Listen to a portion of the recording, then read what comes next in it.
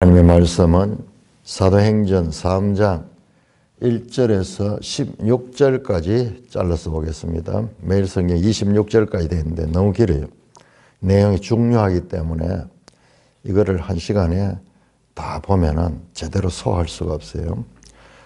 3장 1절에서 16절까지 1절에서 이 10절까지는 그 베드로의 기적 사건, 그 다음에 11절부터 이어지는 내용은 그 기적 사건을 이제 시작으로 해서 그리스도를 증거하는 앞에 나왔던 사도행전 2장의 경우와 똑같아요. 사도행전 2장 경우에는 먼저 오순절 성령 강림 사건, 그로 인해서 언어가 통일되는 그 기적적인 사람들이 다 놀라는 그 사건을 두고 이 사건은 바로 구약 선지자들이 예언했던 사건이고, 그리고 이 모든 것들은 예수 그리스도로부터 말미암은 거다 하는, 예수 그리스도를 증거하는 같은 원리로 이 3장이 구성이 되어 있다 하는 걸 생각하고 본문을 교독하겠습니다.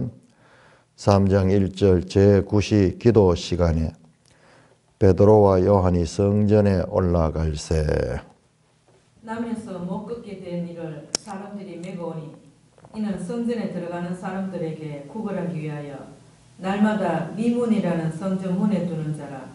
그가 베드로와 요한이 성전에 들어가려 함을 보고 구걸하거늘 베드로가 요한과 더불어 주목하여 이르되 우리를 보라 하니 그가 그들에게 무엇을 얻을까 하여 바라보거늘 베드로가 이르되 은과 금은 내게 없거니와 내게 있는 이것을 내게 주노니 나사렛 예수 그리스도 이름으로 일어나 걸으라 하고 오른손을 잡아 일으키니 발과 발목이 곧 힘을 얻고 뛰어서서 걸으며 그들과 함께 성전으로 들어가면서 걷기도 하고 뛰기도 하며 하나님을 찬송하니 모든 백성이 그 걷는 것과 하나님을 찬송함을 보고 그가 본래 성전 미문에 앉아 구걸하던 사람인 줄 알고 그에게 일어난 일로 인하여 심히 놀랍게 여기며 놀라니라.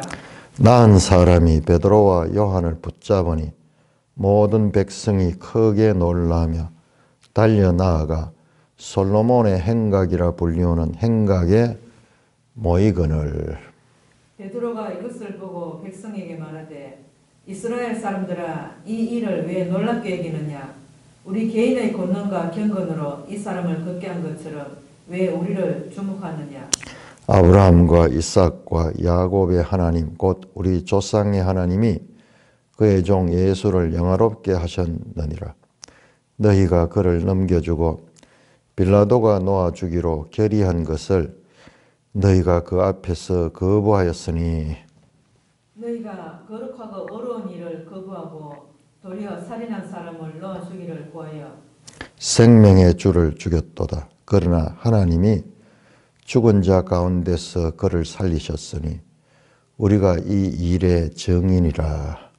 그 이름을 믿음으로 그 이름이 너희가 보고 아는 이 사람을 성하게 하였나니 예수로 말미암아 난 믿음이 너희 모든 사람 앞에서 이같이 완전히 낫게 하였느니라. 하나님 아버지 은혜를 감사합니다. 오늘 이 말씀 바르게 깨닫도록 지도하여 주옵소서. 예수님 이름으로 감사하며 기도드리옵나이다. 아멘. 자, 오늘 우리 이 본문에 들어가기 전에 이 본문은 성전에서 일어난 사건입니다. 성전 입구에서 일어났고 그 다음에 성전 안에 들어가서 베드로가 설교를 했습니다. 그런데 좀 이상하지 않아요?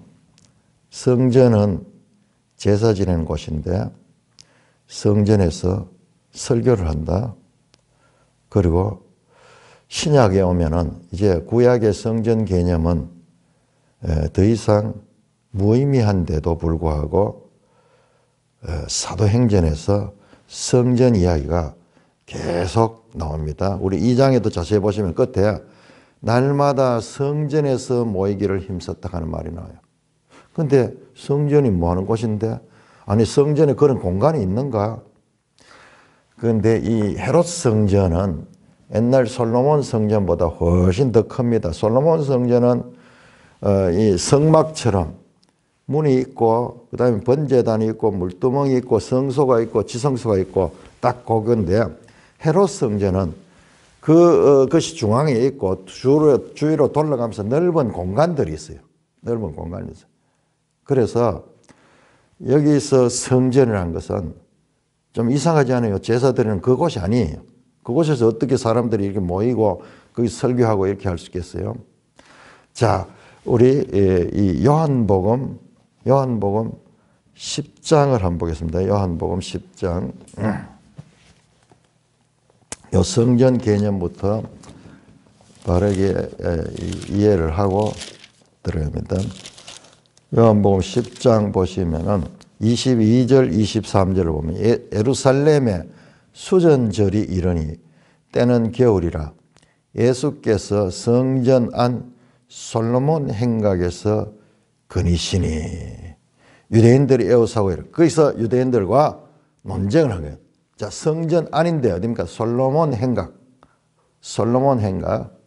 지금 오늘 우리 사도행전에 나오는 이 3장 11절을 보면은 솔로몬 행각에 사람들이 모였다 그랬거든요. 그러니까 이것은 성전 안에서도 이렇게 집회를 할 수 있고 예수님 시대도 이 유대인들과 논쟁도 하고 이랬던 장소예요. 그러니까는 신학적인 논쟁을 한다든지 또는 토론을 한다든지 그리고 가르친다든지 이런 일들이 성전 속에 할 수 있는 공간이 있었는 거예요. 공간이 있다는 걸. 그걸 배경으로 두지 않으면은 성전에서 어떻게 이런 일이 있는가 그러잖아요. 그 성전 개념에 대해서 변화를 시켜야 됩니다. 뿐만 아니라 자, 왜 초장에 이렇게 성전 이야기 특별히 한번 보세요. 3장 1절에서 우리가 오늘 읽었던 본문에 보시면요. 1절에도 성전, 2절에도 성전, 3절에도 성전, 4절에도 성전에 들어가고 그 다음에 또 7절에도 보면은 8절에도 성전에 들어가 9절에도 성전 미문 앞에 10절에도 솔로몬 행각 이 성전 안에 일어난 거죠. 전부 성전. 자, 2장도 한번 보세요. 2장도 우리가 이런 부분을 우리가 소홀히 보기 쉬운데 2장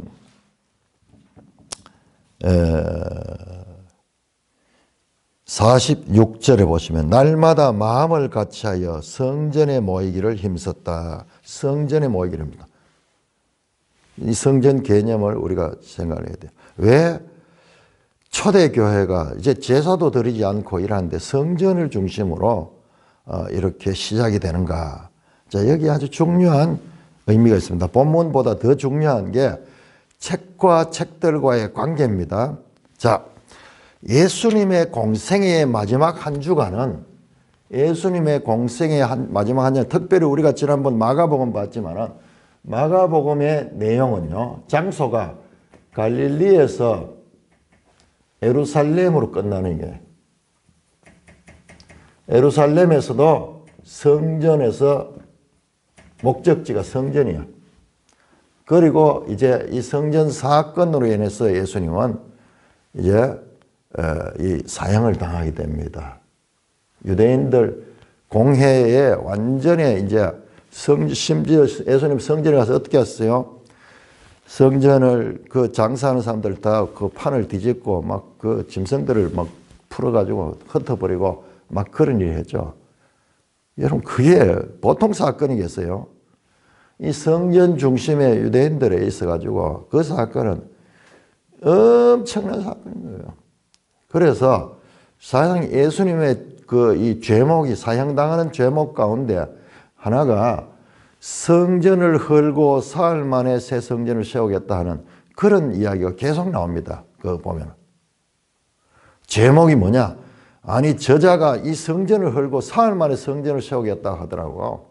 그런 이야기를 하면서 이 성전 사건은 여기서 논쟁도 많이 하죠. 특히 마가복음 11장부터 보면은 마가복음 11장부터 보면은 12장까지가 예수님의 성전 사건입니다. 첫날 자세히 보시면요.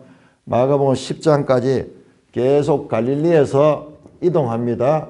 이동해서 점점점 가까이 와서 어디로 오느냐? 이 요단강을 오고 그 다음에 베다니를 거치고 그 다음에 벳바게를 거칩니다. 베다니, 벳바게 바로요 예루살렘 바로 앞이에요. 바로 앞에 여리고를 지납니다. 여리고 이 여리고도 예루살렘 바로 앞에 그 도시죠. 슬로우 모션으로 장소를 알고 보면은 슬로우 모션으로 한 단계 성을. 자, 여리고에서 무슨 일이 있습니까? 여리고에서 삭개오가 회개하는 일이 있죠. 그리고 여리고에서 나올 적에 9장인가 10장인가 이 끝에 보시면 우리 한번 찾아봅시다. 마가복음 10장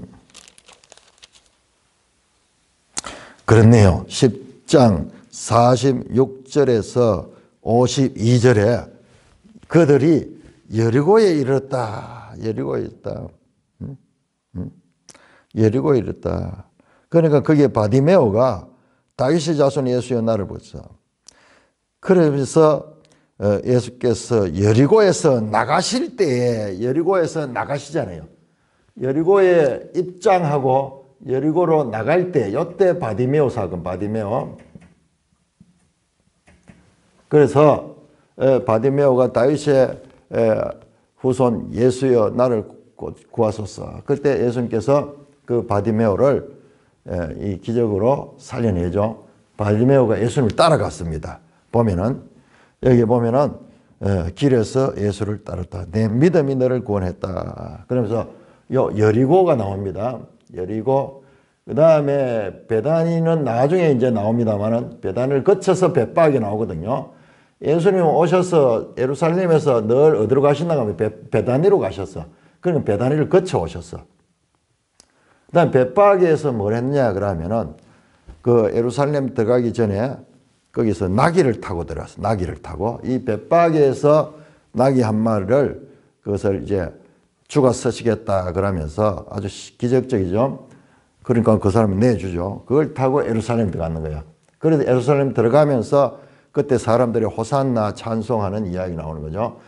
장소로 보면요. 슬로우 모션으로 여리고 베다니 벳바게 마침내 예루살렘에 들어오고 그 다음에 그날 도착하니까 저녁이라. 그래서 성전에 들어갑니다. 성전에 아무것도 하지 않고 성전을 한번 쭉 둘러보시고 그 다음에 나가셨다. 알고 보니까는 베다니로 가셨어. 베다니 주무시고 이튿날 다시 베다니에서 성전으로 나옵니다.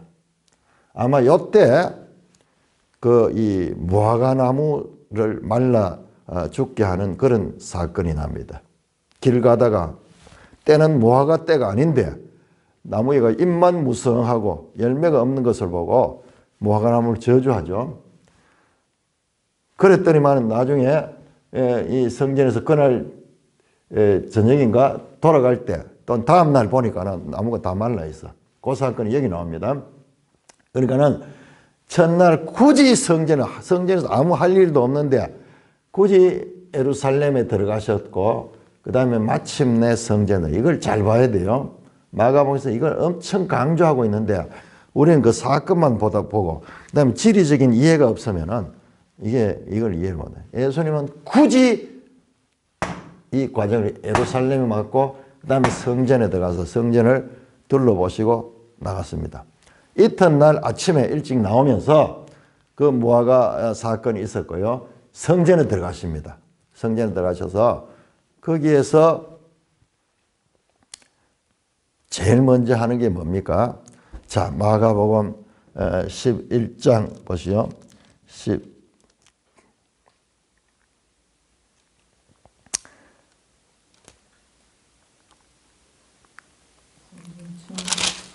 11장 15절부터 19절에 나오네요. 그 무화과 사건이 여기 있네요. 자, 무화과 저주. 자, 이게 성경이 이렇게 되어 있어요. 그 다음에 성전 청결. 성전, 말이 청결이지 성전은 완전 뒤집어 엎는 그런 사건이죠. 그 다음에 모아가 죽음. 이렇게 되어 있어요. 딱 이렇게 구성되어 있어요. 모아가 이야기와 모아가 이야기 사이에 샌드위치 구조로 성전 청결 사건이 여기 들어있는 거예요. 제일 처음에 와서 이걸 했는 거예요. 성전 안에서 이 장사하는 사람들을 쫓아내고 내 아버지의 집은 만민이 기도하는 집인데 너희가 강도의 소굴을 만들었다 그러면서 성전을 청결한 사건을 하죠. 그 다음에 이제 문제가 심각하게 되겠죠. 왜냐 그러면 성전은 그 당시에 성전을 관리하는 그 사람들은 이 성전을 가지고 기득권을 가지고 여기서 엄청난 수입을 올리는데 그 장사하는 사람들 다 허가받고 세를 내고 하는데 그러니까는 엄청나게 이제 그 기득권자들에게는 이 문제를 일으켰어요. 요주의 인물이라. 근데 함부로 건드리지 못해. 너무 권위 있으니까는. 그 다음날 와서서 성전에서 가르칩니다.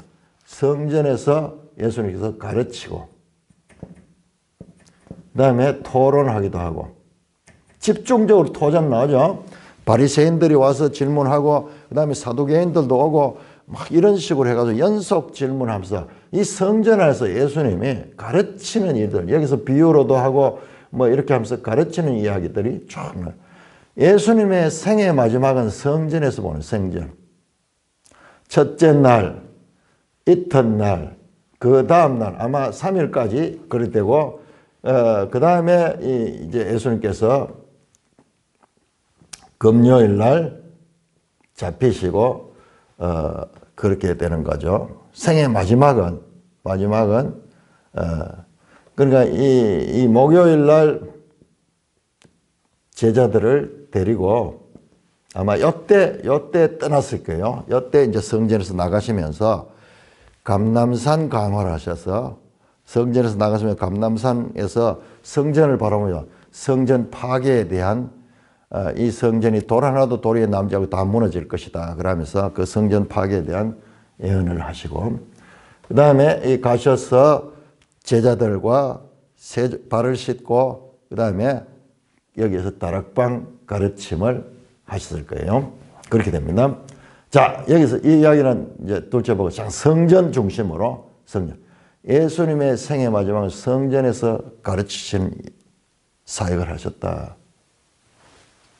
성전에서 가르치신 사역이다. 자, 사도행전에 예수님의 생애 마지막 한 주가 성전에서 보냈듯이 오순절 이후 아마 3장은 날짜가 안 나오니까는 이게 언젠지를 알 수 없지만은 그러나 그 오순절 사건과 거의 연이어 있어. 2장이 오순절 사건이잖아요. 거의 연이어 있으면서 성전에서 일어나는 사건이 계속 나옵니다. 성전은. 자, 여기에서 중요한 것은 성전입니다. 성전은 이스라엘 이 구약의 모든 종교의 중심입니다. 중심. 성전은 하나님이 임하는 곳이죠. 하나님이요. 그런데 예수님이 오셔서는 이 성전의 권위를 완전히 무너뜨려. 그러면서 성전에서 가르치시고 그렇게 하는 이야기만 나오고 그 다음에 사도들도 그들의 이 첫 사역지가 이 성전에서 베드로가 특히 이 설교하고 성전과 연관된 이야기가 연속성을 보면은 예수님 사건과 그 다음에 사도들 사건 성전에서 하고 있는 것을 우리가 볼 수가 있는 것입니다. 왜 그러면은 성경에서 굳이 구약의 이 성전을 이 예수님도 강조하고 있고 사도들도 강조하고 있는가? 이거는 첫째적으로 이 기독교와 이 그 유대교가 같은 뿌리에서 출발한다는 그런 의미도 되겠지만은 제가 봤을 때는 그거보다도 더 중요한 의미가 있어요. 자, 제가 말씀을 드리면서 이따가 이 본문에도 나오지만 베드로와 요한이 나오죠. 베드로와 요한이 지금 이 기적을 일으키거든요. 베드로가 하고 요한과 더불어서 하거든요. 자, 베드로와 요한의 중요성 보겠습니다. 자, 그런데 여러분 우리 성경 가운데서 복음서 가운데서 유일하게 이 성전 청결 사건은 다른 성경은 전부 다 후반부에 나옵니다. 실제적으로 생애 마지막 한 주간에 일어난 사건이거든요. 근데 요한복음은 이 사건이 제일 앞에 나와요. 2장에 가나 혼인잔치 그 사건 바로 다음에 나오는 게 성전 청결 사건이에요. 성전 청결. 그러면서 거기에서 놀라운 선포를 합니다. 예수님께서 이 성전을 이 사도들과 사이에 요한복음에서 2장, 요한복음 2장에서 이 성전을 내가 사흘 만에 세울 것이다. 그러면서 예수님께서 이 성전에 대해서 폭탄 선언을 합니다. 그러니까 사람들이 무슨 말인지 알지 못했죠. 그런데 요한복음에 나중에 그 요한은 이는 자신의 그 육체를 가르쳐 한 말이다. 예수님 자체가 성전이에요. 예수님 자체가 성전이에요. 건물 성전이 아니라 진정한 성전은 예수님 자신인데, 그렇기 때문에 이 건물 성전의 시대는 이제 끝이 나고 새 성전의 시대가 온다. 이게 엄청난 의미를 가집니다. 이게 나중에 보면은 사도 바울은 너희가 하나님의 성전, 예수님 자신이 성전인데, 이제 교회가 성전입니다. 건물 성전이고 너희가 하나님의 성전이다. 하나님의 성령이 너희에게 임하였기 때문에 너희가 성전이다. 이는 어마어마한 지금까지 오는 구약의 이스라엘 종교의 중심이 된 이 성전 개념이 완전히 코페르니쿠스적인 그런 변화를 일으킵니다. 그래서 지금 이 성전 사건은 바로 예수님 자신이 성전이시고, 그래서 예수님 자신 속에 성전보다 더 큰 이라는 표현을 했잖아요. 인자는 안식일의 주인이다. 안식일이 절기죠. 시간의 주인이 예수님이고, 그 다음에 안식일과 더불어서 이스라엘이 가장 중요하게 생각하는 공간적인 요소가 성전이잖아요. 성전보다 더 큰 이다 하는 말은 성전이 가리키는 궁극적인 목표가 바로 예수님이라는 거예요. 예수님. 완전 폭탄 선언이에요. 그래, 구약의 모든 성경 이야기는 나를 가리켜 기록한 말씀이라고 하는 것이 확인되는 거예요. 그런 이야기, 그게 그냥 단순한 이야기 아니고, 이 구약에 나오는 이 모든 것들, 솔로몬보다 더 큰 이가 여기 있으니, 그 다음에 성전보다 더 큰 이가 여기 있다. 그런 이야기가 전부 그거예요. 그래서 이 성전 개념이 이제 변화되고 있어요. 성경이 계속 기도하고 가르치는 곳으로. 예수님 자신도 내 아버지의 집은 만민이 기도하는 집이다. 성전을 그렇게 하거든요. 그런데 너희가 장사꾼과 강도의 구례를 만들었다. 그러면서 그 성전에 파괴적인 그런 행위를 하셨죠.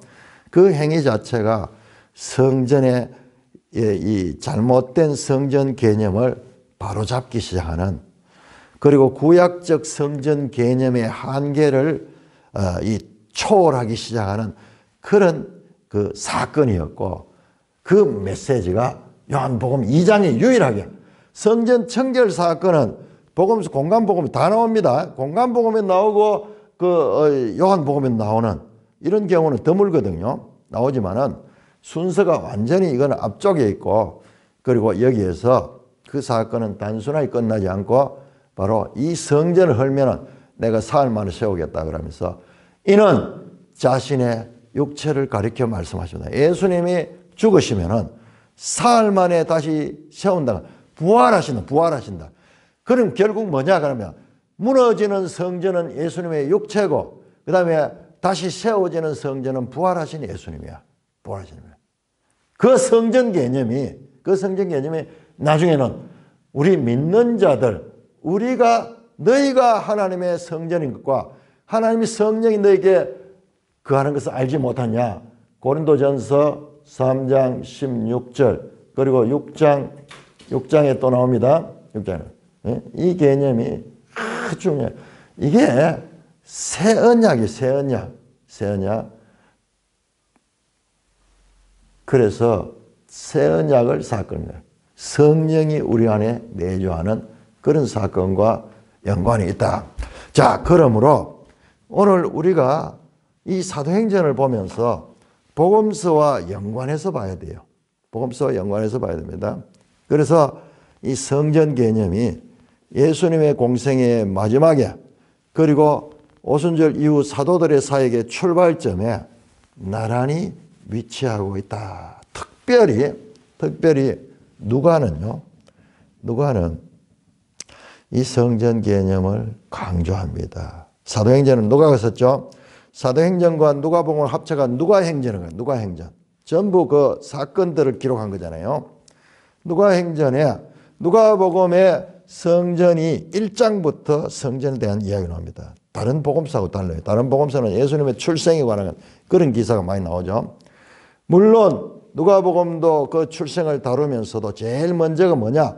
성전에서 봉사하는 요한의 아버지 사가랴 이야기 나오죠.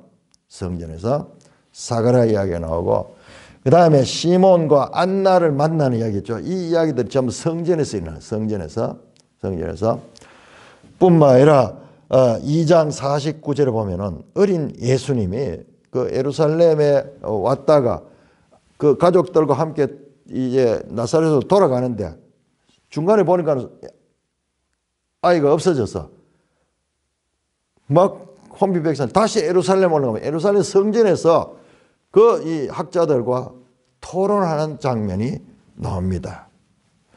그러면서 내 아버지 집에 내가 있어야 할 줄 알지 못하나이까. 그러면서 아이야 네가 와 여기 있느냐 안 따라가고 막 하게 내 아버지 집에 있어야 할 줄을 알지 못하나이까. 그런 말씀도 하고요.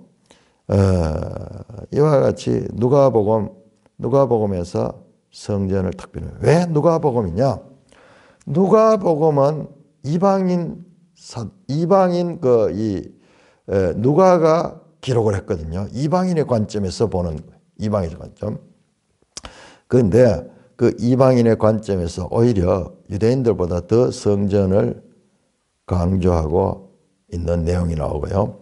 그 다음에 누가복음의 기도에 대해서 대강조합니다. 특별히 18장에 유명한 불의한 재판관과 기도, 그 다음에 바리새인과 세리의 기도를 다른 복음서보다도 확실히 많이 강조합니다. 기도하는 이야기. 막 강청하는 기도하죠. 불의한 재판관이 그런데 그 과부가 가가지고 막 계속 못 살게 울면서 막 구하는 그런 그 기도에 대한 강조를 말씀하고 있는 거죠. 자, 그래서 오늘 우리 사도행전에 성전이 바로 오순절 첫 주간에 성전을 강조한 것도 예수님의 마지막 한 주간과 연속성을 가지고 있다. 뿐만 아니라 요한복음을 통해서 이 성전 개념이 앞으로 이와 같은 변화가 올 것이다. 이게 핵심이에요. 이게 오늘날 우리 신약 성도들의 소위 새 언약의 핵심이 뭐냐 하면 성령이 우리에게 내주했기 때문에 성전이 되는 거예요. 우리가 성전. 너희 몸이 하나님의 성전. 예수 믿는 자들이 성전이 되는 이 건물 성전에서 믿는 자들의 심령 성전으로 이 변화가 이게 구약과 신약을 드러내는 가장 중요한 변화입니다. 가장 중요한 변화입니다. 지금도 안타깝게도 예배당 건물을 가지고 자꾸 성전이라고 그런 이야기를 하는데 그것은요 조금 틀린 게 아니고 이 신약 사상의 핵심 사상을 뒤집어 버리는 그런 큰 잘못이에요. 큰 잘못. 대형 교회들이 예배당 갔다가 무슨 예루살렘 성전, 무슨 성전 건축한 거, 뭐 이런 이야기를 한다는 것은 이것은요, 정말 너무나 안타까운 일이에요. 이거는 조금 틀린 게 아니라 본질 자체를 이해하지 못하기 때문에 일어나는 거예요. 성경이 이걸 얼마나 강조하고 있어. 자, 이 성전에서 성전으로 가면서 그 성전의 개념이 이와 같은 변화가 일어날 것에 대한 그와 같은 암시를 우리는 여기에서 볼 수가 있습니다. 뿐만 아니라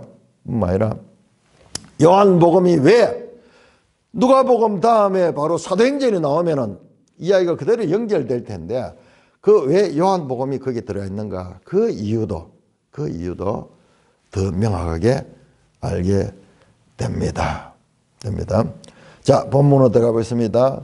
3장 1절 제9시 기도 시간에 베드로와 요한이 성전에 올랐을 때 여기도 마찬가지죠.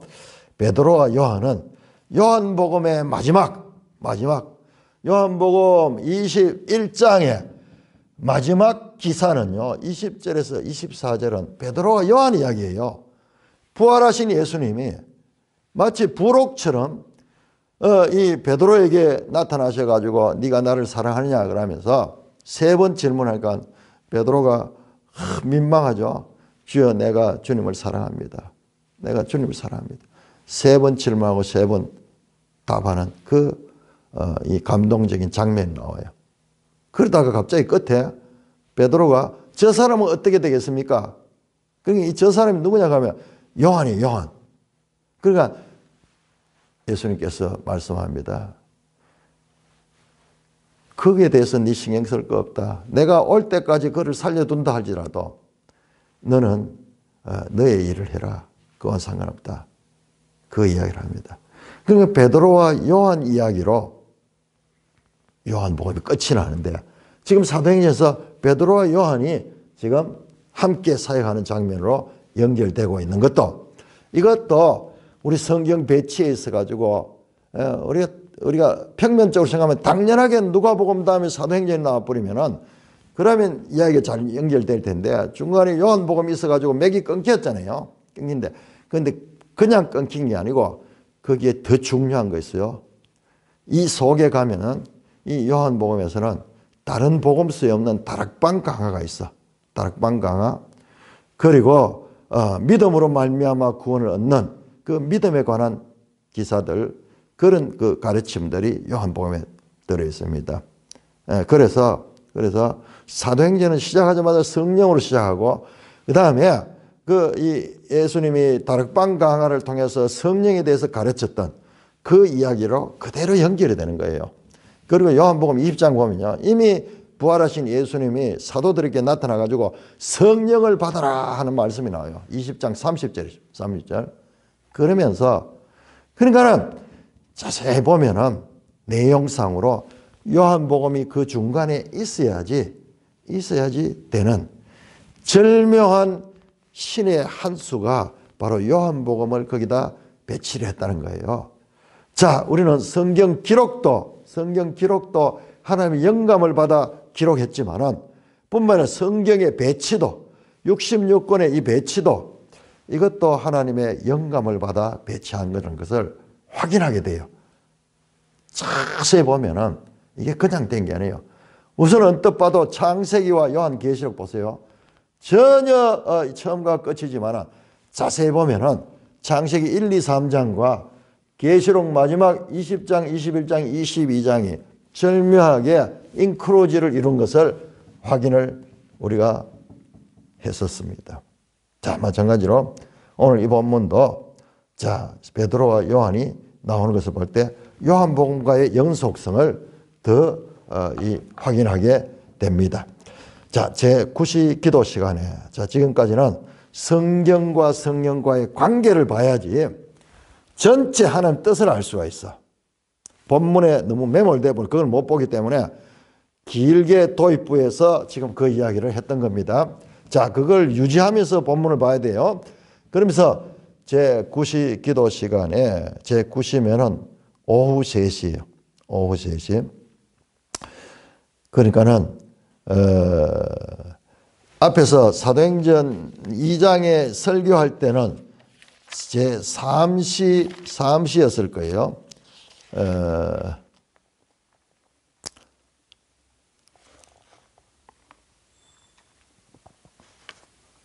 그렇네요. 제3신이 15절에 보면 때가 제3신은 오전 9시. 그 다음에 제9신은 오후 3시요. 오후 3시에. 그러니까는 지금 조금 있으면 곧 이제 저녁이 됩니다. 그 내용이 뒤에 나옵니다. 연결됩니다. 자, 베드로와 요한이 같이 성전에 올라가요. 나면서 못 걷게 된 사람들이에요. 이 사람은 선천적 장애인이야. 그 사람들이 이 사람을 들어가지고 성전 앞에 늘 갖다 놓고 출퇴근하듯이 성전 앞에 이 사람 지정석이 있어. 그런데 그 부모인지 뭐 누군지 모르지만 데려 놓으면은 이 사람이 거기 앉아서 불쌍한 모습을 보이니까 성전으로 들어가고 나가고 하는 사람들이 많이 이제 동냥을 하는 거죠. 그렇게 하니까는 그 수입이 뭐 괜찮았던지 약간 날마다 이 고정적으로 이와 같이 이 자리에 있던 자입니다. 자, 성전 날마다 미문이라는 성전 문에 두는 자라. 미문은 동쪽에 있는 문이에요. 동쪽에 있는 문. 그가 베드로와 요한이 성전에 들어가면 또 구걸했으며 지나가 사람들 지나가마다 한 분 주십시오. 네, 불쌍합니다. 자비를 베푸세요. 하면서 이렇게 말을 하니까는 베드로가 요한과 더불어 주모해 우리를 보라. 그가 성경에 굳이 말합니다. 무엇을 얻을까 하여 바라봤더니 무엇을 얻을까? 물질적으로 뭔가 도움을 얻을까? 그렇게 받아. 그런데 베드로가 이르되 은과 금은 내게 없거니와 내게 있는 이것을 내게 주는 나사렛 예수의 이름으로 걸으라. 나사렛 예수의 이름으로 걸으라 명령하니까는 오른손을 잡아 일으키니 7절에 발과 발목이 곧 힘을 얻고 뛰어 서서 걸으며 그들과 함께 성전에 들어가면서 걷기도 하고 뛰기도 하며 하나님을 찬송하라. 엄청난 이 나면서부터 걷지 못한 자는 온 예루살렘이 다 아는 사람이야. 늘 그 성전에 앉아가지고 안전뱅이로 있으니까는. 근데 이 사람이 서서 걸을 뿐만 아니라 뛰는 장면은 충격의 연속입니다. 예루살렘 사람들이 완전히 충격을 받는 거예요. 9절에 모든 백성이 그 걷는 것과 하나님 찬송을 보고 그가 성전 미문에 앉아 구걸한 사람인 줄 알고 그에게 일어난 일로 인해 심히 놀랍게 여기며 놀라더라. 얼마나 놀란지 심히 놀랍게 여기며 놀라니라. 심히 놀랍게 여기며 놀라라. 12절도 이스라엘 사람들 이 일을 왜 놀랍게 여겼냐. 어마어마한 충격적인 사건이에요. 여러분 구약의 베드로와 복음서의 베드로와 지금 사도행전의 베드로는 불과 50일 60일 정도 차이밖에 되지 않을 때 예수님을 부인하고 슬피 울며 통곡했던 그 베드로라 그로부터 2달 남짓한 사이에 이렇게 능력 있는 종으로 변했어요. 나사렛 예수의 이름으로 일어나 걸어라 명령하니까는 마치 예수님께서 그 수많은 장애인들을 말씀으로 고치듯이 베드로 똑같이 하는 거예요. 똑같이 하는 거예요. 뿐만 아니라 이 사건으로 인해 가지고요 나중에는 5천 명이 구원을 받는 역을. 여러분 사도행전 2장에서 베드로가 이 설교를 하니까 3천 명이 회개하고 세례를 받았어. 아니 예수님보다 더 하지 않습니까? 예수님 그렇게 했다는 기사는 잘 없잖아요. 오병이어 사건에 5천 명이 넘는 사람들이 거기에서 먹고 했다는 건 나오지만 그들이 회개했다는 이야기는 없거든요. 그런데 베드로의 설교를 듣고는 3천 명이 회개를 하고 그 교회에 들어오게 됐어요. 엄청난 일. 예수님보다 더 큰 능력을 발휘하는 베드로를 볼 수 있습니다. 이것도 요한복음 14장에서 예수님이 하신 말씀이요. 그러니까 요한복음이 없으면은 이 사도행전이 좀 이렇게 연착할 수가 없어. 너무 막 급격한 변화가 있으니까는. 그런데 요한복음 14장에서 16장까지가 다락방강 하잖아요. 그 14장 12절에서 예수님께서 말씀하셨습니다. 나를 믿는 자는 내가 하는 일을 할 것이요 이보다 더 큰 일도 하리라. 이는 왜냐하면은 내가 아버지께로 간다. 예수님이 성천하시기 때문에 이제는 예수님이 하는 일들을 믿는 자들이 할 것이고 1차 대상이 거기에 누굽니까? 다락방강에는 딴 사람이 없고 대중들은 없고 11 제자들만 그 자리에 있어요. 11 제자들. 그 11 제자. 예? 그들은 나보다 내가 하는 일을 할 뿐만 아니라 예수님이 하셨죠. 예수님이 기적을 행하시고 놀라운 능력으로 자신의 하나님됨을 나타내셨잖아요. 뿐만 아니라 많은 가르침을 가르치셨죠. 지금 보세요. 사도들이 똑같이 예수님이 하는 그런 기적의 능력을 행하시고 뿐만 아니라 예수님이 가르쳤던 것처럼 이제 이 사람들에게 가르치게 될 것입니다. 이런 일들이 너무나 황당하잖아요. 만약 이 요한복음이 없었다 그러면은 자 복음서만 보면 이건 말이 안 되거든요. 예수님을 부인하고 예수님을 떠나갔던 그 베드로가 어떻게 이렇게 바뀌었는가? 그 속에는요 바로 성령의 강력한 역사가 마음의 할례를 받아서 그 존재 자체가 바뀌었는 거예요. 그를 지배하는 주인이 이 죄와 사망이 아니라 성령, 생명의 성령이 그를 변화시키는 거는 이와 같은 놀라운 변화가 일어나는 것입니다. 자, 그래서 우리가 오늘 이 사도행전 이 본문을 보면서 자, 그러면 성령을 받으면 다 이렇게 능력을 받는가? 막 그래가지고 우리가 오늘날도 막 교회에서 성령을 충만하게 받아야 성령 그러면서 기도한 것 같은데 특별히 막 성령을 받아야 된다. 성령을 받자. 그런 이야기 한대. 여러분, 그런 이야기는, 지금, 조금 뒤에서 제가 정리하겠습니다. 그거하고 이거하고는 연결되면서도 또 차이가 있어요. 자, 우리가 어제도 봤습니다.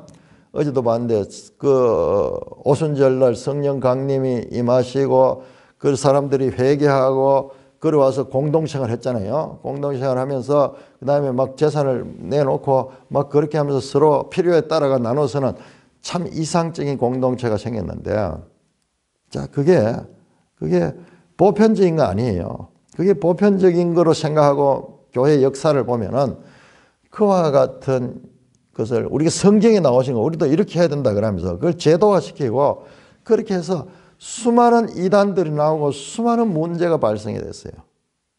그리고요, 그런 삶은 사도행전에만 잠깐 나오지 다른 데 보면은 서신서에 보면 그런 게 없어요. 그런 게 없습니다. 그러니까는 특별한 때 특별한 역사가 있고 그걸 가지고 모든 역사에 보편적으로 적용을 시키게 되면 그건 성경을 가지고 그것은 오히려 성경을 오해하는 것이 돼요. 오해하는 겁니다. 자, 보편적인 건가 특수적인 건가를 우리가 구별을 해야 됩니다. 자, 그건 특별하게 큰 능력이 사도들에게 임했고 특별히 베드로가 그 역할을 감당을 합니다.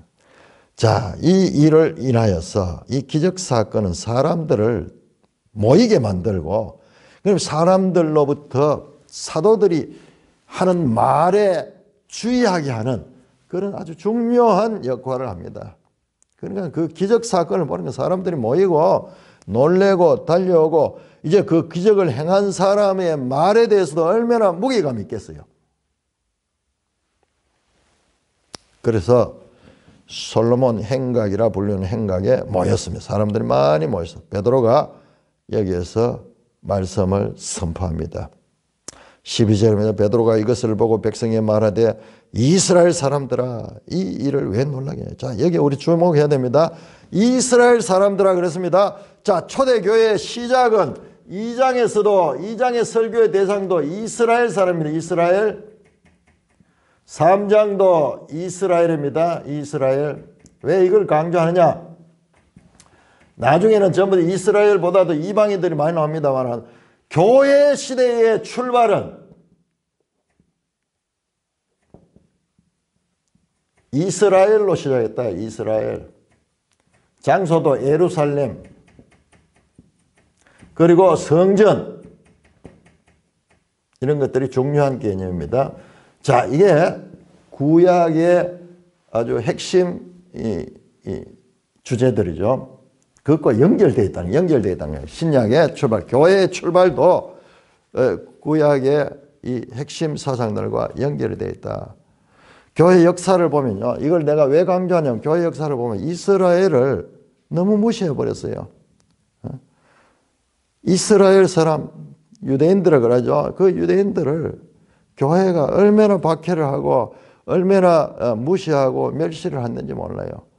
그런 사상의 잔재가 히틀러가 유대인들을 완전히 몰살시키려는 600만 명을 죽이게 하는 그런 사상의 배후에도 교회 시대에 지나치게 이스라엘에 대해서 적대시하는 구약시대 이스라엘이 이방인들을 적대시했듯이 신약시대 교회시대는요.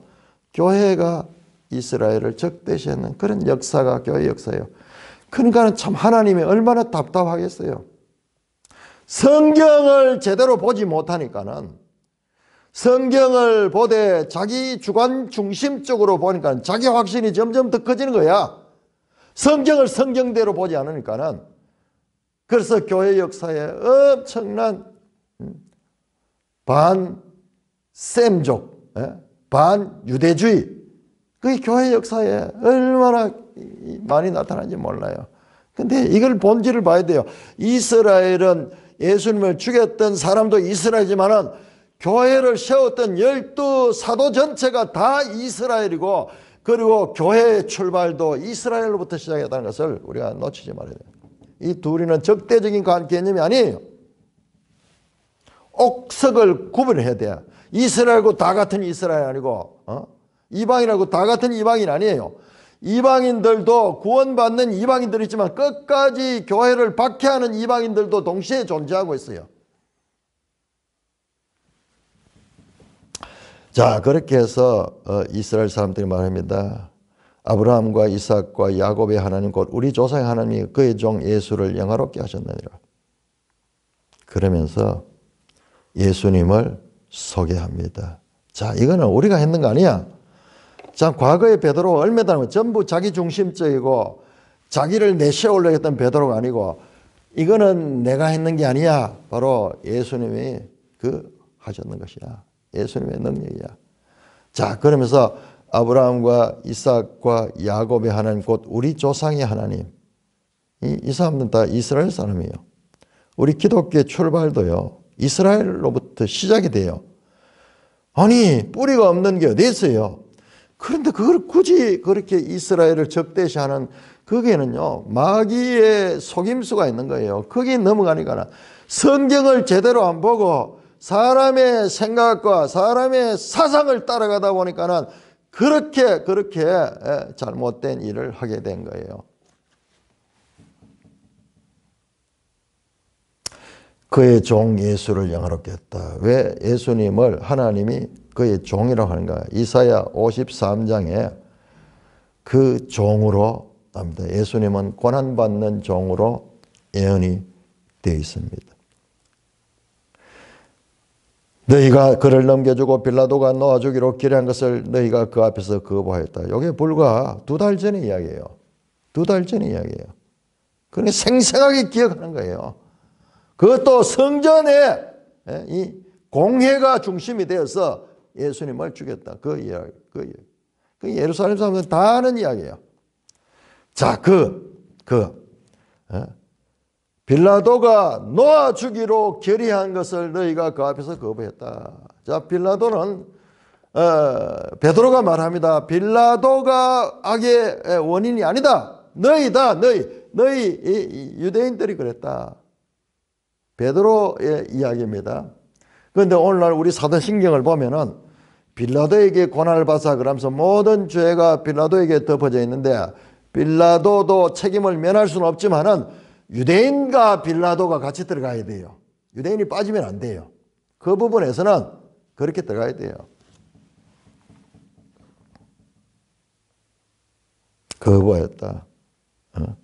너희가 거룩하고 의로운 일을 거부하고 도리어 살인한 사람을 놓아주기로 했다. 바라바를 놓아주고 예수님을 사형했던 그 사건을 말하고 있죠. 생명의 주를 주겠다. 그러나 하나님이 죽은 자 가운데 그를 살리시다. 우리가 이 일의 정이다. 예수님의 부활을 선포합니다. 여러분, 예수님의 사도들이 할 일은요, 사도는 부활의 증인이에요. 부활의 증인입니다. 부활의 증인.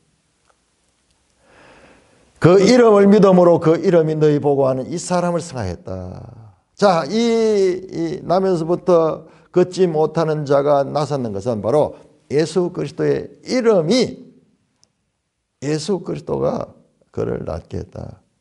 예수로 말미암아 난 믿음이 너희 모든 사람에서 이같이 완전히 낫게 했다. 이 모든 것은 예수로 말미암아 난 믿음으로 말미암은 것이다. 여기 내가 봤을 때는 이건 좀 더 신학적으로 깊이 봐야 되는데 이 나면서부터 걷지 못하는 자는 믿음이 없었어요. 본문에 자세히 보면 믿음이 없다고 나와요. 끝까지 뭘 얻을까 했지 낫고자 합니다. 그 소원이 없었어요. 그는 도저히 나설 수 없다는 체험 상태였어요. 그런데 베드로의 믿음으로 말미암아 그가 낫게 된 특별한 사건이에요. 특별한 사건입니다. 이 사건은 바로 예수로 말미암아 난 믿음이 너희 모든 사람이 이 사람을 완전히 낫겠다.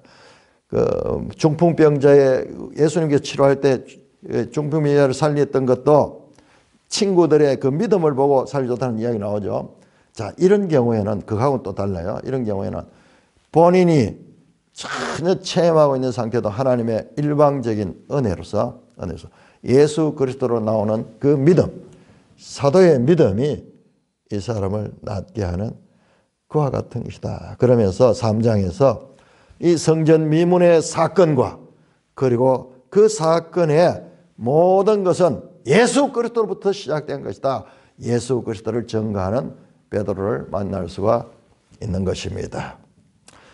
찬송가 80장입니다. 찬송가 80장.